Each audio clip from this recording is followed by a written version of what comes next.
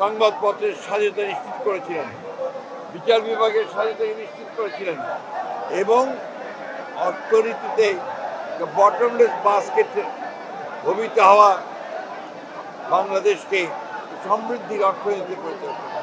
আমাদের আরেকজন জন্ম অপরাজেয় নেত্রী, মহিষী নেত্রী, যিনি তার সারাটা জীবন বাংলাদেশের গণতন্ত্র, স্বাধীনতা ও সার্বভৌমত্বের জন্য লড়াই করে তার জীবন উৎসর্গ করেছেন। শহীদ প্রেসিডেন্ট জিয়া রহমান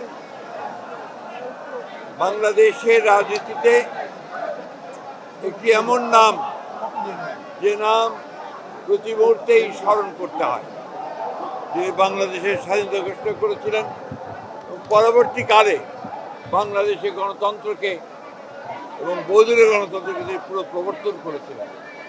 সংবাদপত্রের স্বাধীনতা নিশ্চিত করেছিলেন, বিচার বিভাগের স্বাধীনতা নিশ্চিত করেছিলেন এবং অর্থনীতিতে বটমলেস বাস্কেটে ভবিত হওয়া বাংলাদেশকে সমৃদ্ধির অর্থনীতি পরিণত করেছেন। শহীদ প্রেসিডেন্ট জিয়া রহমানকে সেই জন্যে আমরা বাংলাদেশের মানুষ প্রতি বছর স্মরণ করি। তার অনুষ্ঠিত যে পথ, সেই পথে আমরা সামনের দিকে এগিয়ে যাই, একটা উদার গণতান্ত্রিক বাংলাদেশ প্রতিষ্ঠা করবার লক্ষ্যে আমরা আরো দৃঢ়ভাবে শপথ গ্রহণ করি। এবং আজকে যখন ফেব্রুয়ারি মাসে 12 তারিখে নির্বাচন ঘোষিত হয়েছে, একটি ছাত্র গণতার অভ্যুত্থানের মধ্য দিয়ে যখন ফ্যাসিস্ট হাসিনা পালিয়ে গেছে, তখন আবার নতুন করে একটা ধ্বংসপ্রাপ্ত অর্থনীতির বাংলাদেশকে গড়ে তোলার জন্য, গণতন্ত্রকে প্রাতিষ্ঠানিক রূপ দেওয়ার জন্য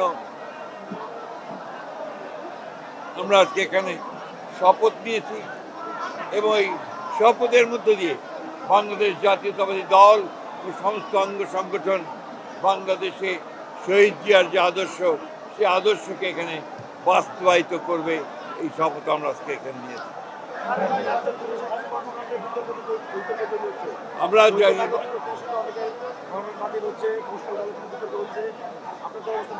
এটা বরাবরই আপনার নির্বাচন কমিশনের যখন বাছাই হয় তখন কিছু সমস্যা থাকে, এটা নতুন কোনো ব্যাপার না।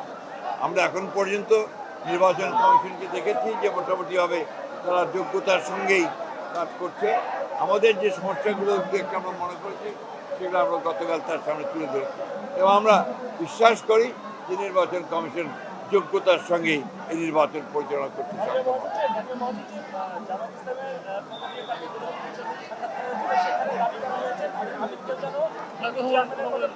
এটা তাদের ব্যাপার, এটা আমাদের ব্যাপার নয়।